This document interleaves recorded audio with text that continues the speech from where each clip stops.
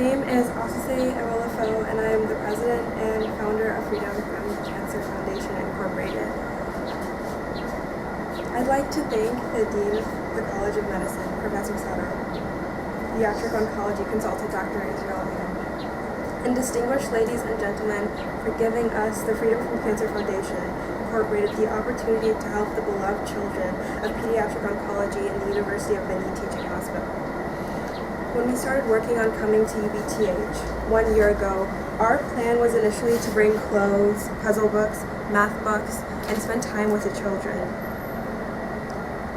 During our conversations with you as time went on, we soon discovered the need for chemotherapy drugs, as some of the children here are unable to afford the expensive medications.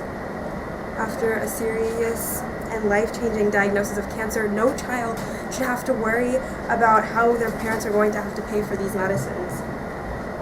At first, I thought to myself, what difference can I, being a child, make in this situation? I soon challenged myself and members of Freedom from Cancer Foundation. Over the past 6 months, we have feverishly raised money for this worthy cause. I have visited and presented to the tumor board of St. Dominic's Hospital in Jackson, Mississippi. I have met with several prominent oncologists in Jackson, Mississippi, and I've also been in the faces of family, friends, and my parents' colleagues, searching to find a way to make the money to make a difference for these children. I'm happy to tell you that today, Freedom from Cancer Foundation is presenting 100 vials of each of all the chemotherapy medicines frequently used for children, 100 vials of doxorubicin, 100 vials of cytarabine, 100 vials of cyclophosphamide, 100 vials of vincristine, 100 vials of methotrexate, 100 vials of etoposide, 100 vials of carboplatin, 100 vials of actinomycin D, and 100 vials of L-aspartamogenase, and 100 vials of ifosfamide. Altogether, 1,000 vials of your frequently used chemotherapy medicines. I'd like to also say thank you to everyone across America that has contributed to making this possible. Freedom from Cancer Foundation has paid 3,780,000 naira, which is equivalent to 10,600 United States dollars, all thanks to generous donations. People donated amounts ranging from $10 all the way to $500. These fine people not only made monetary donations, but also bought new and unused clothes with tags to give to these children.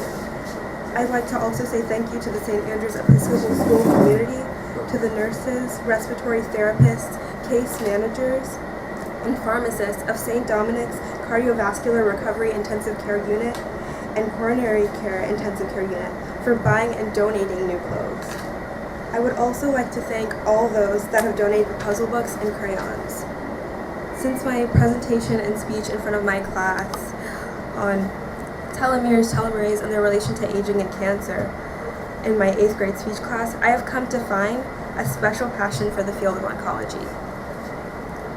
Thus, over the years, this passion has transformed and translated into efforts to improve the well-being of children with cancer worldwide. Freedom from Cancer Foundation was born in my 10th grade year of high school and registered with the United States government as an independent, non-for-profit organization. In the beginning of my 11th grade year, I started a chapter of the foundation in my high school, St. Andrew's Episcopal School, specifically to care for the beloved children with cancer of Jackson, Mississippi's Larry Batson Children's Hospital of the University of Mississippi Medical Center. I have a dream that one day children from all over the world will have the needed access to the best individualized oncology care, regardless of financial status, ability to pay, nationality, race, or gender.